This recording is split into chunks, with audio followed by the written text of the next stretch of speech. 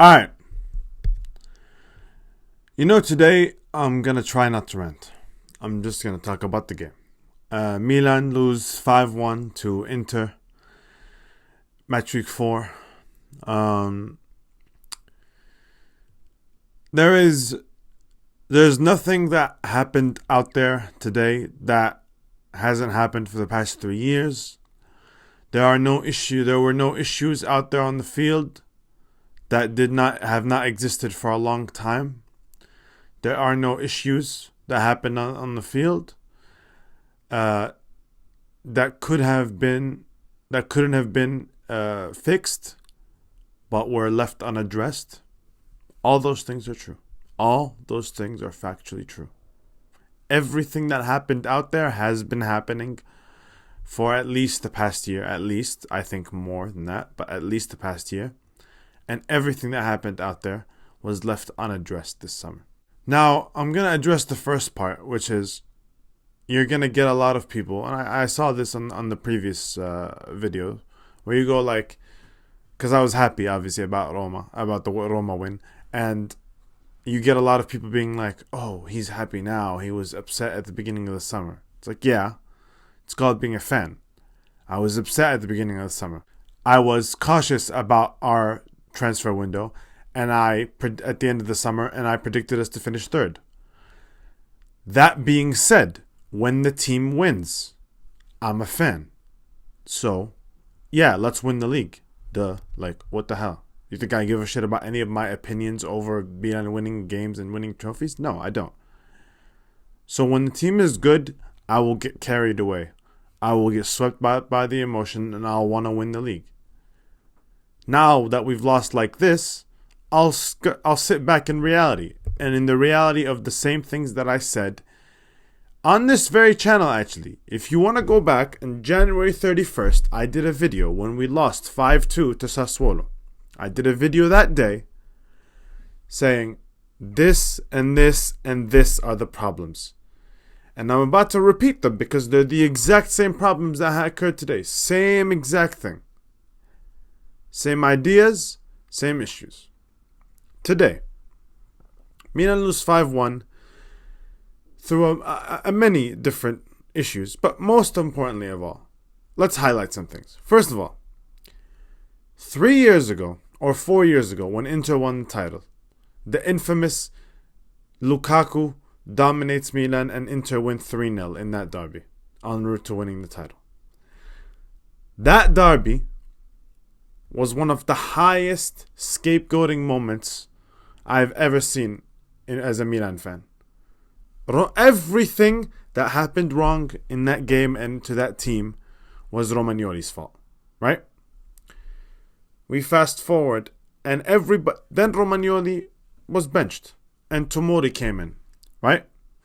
And Tomori came in, and he was the apple of every Milan fan's eye. He was everything. Everybody loved him. And the longer he played at left center back, the more issues started to arise. Then Kessie left, and the issues were even exacerbated. Right. So now Tomori has become the scapegoat. Now Tomori is a liability. He's not consistent. He's not good enough, and so on and so forth. So Tomori gets suspended. He gets a red card against Roma. And the first reaction I see from a lot of people is what? Yay! Yay, Tomori's not playing in the derby. Yay! He's not going to mess it up for us. Okay, cool. So Tomori's not there. The scapegoat, the guy, the first guy that always gets caught is Tomori. He's not there. You can't blame him. What happens? The new apple of every Milan's fan's eye, Ciao, who I believe in, who I rate very highly. Lovely talent, amazing. He plays left center back, right? And he proceeds to have, by far, his worst performance in a Milan jersey, right? And to Milan fans, these are 3 isolated events that have nothing to do with each other. That's how they view football. 3 different center backs, all playing left center back, all playing on the same side, all having marked and significant decreases in their performances. And it's all down to the players. Now, the simple idea is this. Theo Hernandez is basically a left winger. And Leao does not track back. It's as simple as that. Now, I don't say that to blame Theo.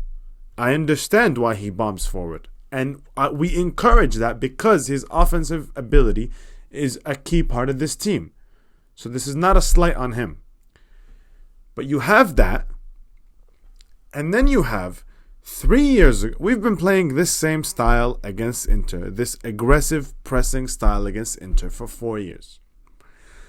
And it was always too aggressive, in my opinion. It was always a bit too crazy. And I have videos that document this from that 3-0 Derby loss.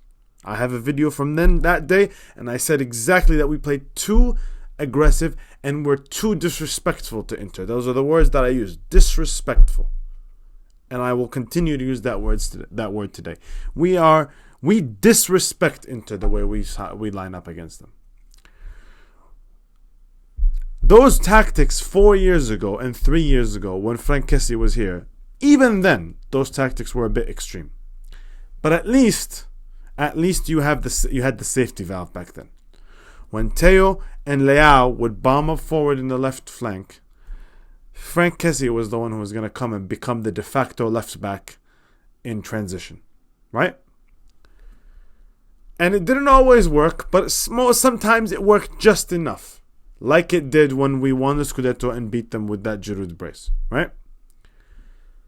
Then Frank Kessie leaves, and we switch Tonali, and we never replace him, and we switch Tonali to left center midfield, and he has to assume that same spot. It goes from Kessie to Tonali to become, so in transition, Tonali has to become the de facto left back against Inter, right? Now, Tonali is a good defender, but not a great defender. Kessie is a great defender. So we went from great to good. And then we sold Tonali, which I'm not even going to get into that. But we replaced him with Reinders, who I have already done videos over the past season. I believe in Reinders. Reinders is great. Reinders is fantastic. Reinders has incredible ability on the ball.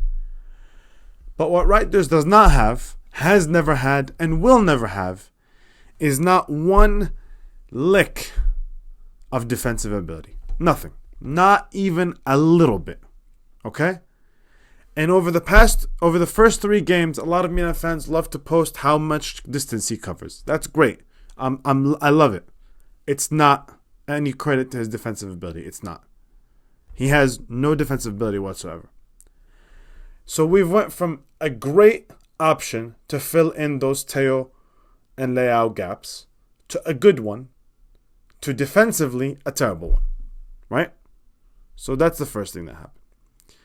Then you have the fact, on the other side, this season we've been playing with Calabria and Verding. Calabria and Verding makes sense, and has made sense in the first 3 games. But to play it against the team with the most counter-attacking ability in the league, and probably the widest team in the league, the team that pushes the ball wide to their wing backs, to their wingers, to their fast strikers going into making runs in the channel. To commit so hard on that against that team is ridiculous. Then you have the center backs. The center backs over the past 4 years have always pushed up all the way to the striker, right to the back of the striker, and it is something I addressed 4 years ago in that 3-0 Derby loss, and then it's something I addressed this past year when we lost against them in the Champions League semi-finals. When we press up on their strikers, and they have constantly and repeatedly recruited strikers, and this is a credit to Inter, they have constantly and repeatedly recruited strikers who are excellent in build-up, and in hold-up, sorry. They have artillery units in guys like Jan Sommer, who's decent on the ball, but more importantly in Bastoni, who can really ping that ball, right? And when we press high and our center backs are right on those strikers, and that one ball comes over the top, and that striker with his great hold up ability can just control the ball. Right there, our press is negated, our midfield is bypassed, we're under attack immediately just from that one action. And it has been a consistent theme every single year. Every single year has been a consistent theme. So having our center backs push up high was already a crazy idea, right? Was already an idea that has been proven not to work.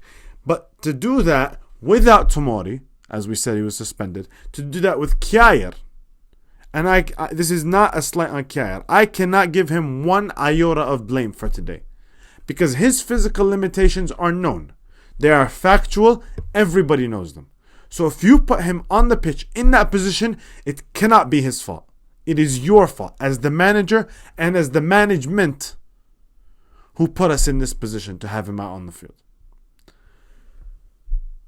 All these things combined, and that is just a defensive perspective. All that is just a defensive perspective. If we move up the field and we go to the midfield, I said this multiple times during the summer. I said this multiple times. I said a million times, where is the tackling in midfield? To this day, match week 4, summer is over, transfer window's closed, there is not a single tackle anywhere to be seen in midfield. Like, it is a complete just shit show to put that midfield together. And then add to that the fact that every fucking time we play Inter, their midfield looks like rabid dogs and ours looks like walking pace. And the only guy last season who matched the intensity that Inter's midfield could put up, that was the guy who got sold.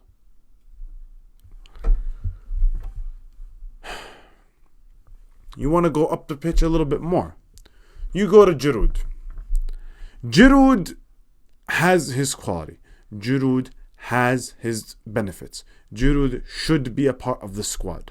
I state all these things at the beginning. Okay?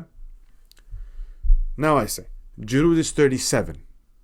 Giroud cannot, impossible, does not make sense, be a consistent presence in our attack at 37 years old. He cannot play 90 minutes. It doesn't make sense. It's impossible. He cannot be relied on for long periods in the game. Impossible. We concede, so we're down 2-0, and then we get the goal on the counter from Leao. The only time we actually ever seceded possession a little bit and hit them where they are weak, right? The only time we didn't play right into their hands, we score. And then right off that action, Mike has the ball and he plays a cross to Leao, who nods it down. Right here, if you as a striker, if your striker can't get this ball, can't get this second ball when Leao has won the header, if your striker can't get this ball, there's just no point to play. Seriously, there's just no point in playing the game, really. If you had showed me that clip alone, just Mike playing it to Leao heading it down, and Giroud not winning this ball from this situation, I could have told you that we lost. I could have immediately just show me that clip. I'm like, yeah, okay, cool, we lost. Yeah, for sure. What's the point of even playing the game if your striker can't even get that? And again, this is not a blame of Giroud. His limitations are known. They are factual. Everybody knows them. He's 37. There's not a goddamn thing he could do to change this scenario. It's the 65th minute. There's nothing he could do. He's gassed. It just makes sense. He's gassed and he's already slow to begin with. But when at the end of last season and the beginning of the summer, every Milan fan identified 3 positions to strengthen. Striker, most importantly, defensive midfield, and right winger. And to come out of the transfer window with one of those positions addressed very well. We appreciate Pulisic and Chukwueze, hey, they've added to the team this season, no doubts. But to come out with only one of those positions addressed, and to have the parties and the celebrations and the popping of champagne and confetti that we had this incredible, unbelievable, never before seen transfer window, yeah, sorry, I have never been, and I never will be on that bandwagon. No, we had at best a good, an okay transfer window at best. Did the overall squad improve? Absolutely. No doubt about it. Were the most important positions addressed? No. Not even a little bit. It just unequivocally cannot be argued that those positions were improved. No. Not in the starting 11. No. And now where does this leave us? This leaves us... Honestly, I don't know. Because it's like... How many other teams can replicate the efficiency and the skill set that Inter have? Very few. So technically the same issues won't plague us in other games, in most other games at least, right? But the naivety and the stubbornness to continue playing the exact same way against the exact same team year after year after year, game after game after game. This is the 5th loss against Inter in 2023, and the same way was played in all 5 games. And if you come to that, and with that stubbornness and that naivety, that's what scares you more than anything, more than losing to Inter. You can lose to Inter and still do well in the league, but because the rest of the league doesn't play like Inter and doesn't have the strengths that Inter have. But that naivety and that stubbornness, if it transmits to other games and other tactics and other areas of the team, we're done. There is nothing to talk about. There's nothing to win. There's nothing to lose. The season is over. If that naivety and that stubbornness continues, there's just nothing to do about it. So now we have Newcastle next, who stylistically could pose very, very similar threats to the ones that Inter posed. They have very physical, very aggressive midfielders. They play a very frenetic, high pace. They have a lot of speed in their team. They're not in good form, so there's that at least. But I mean, neither are we. I don't know.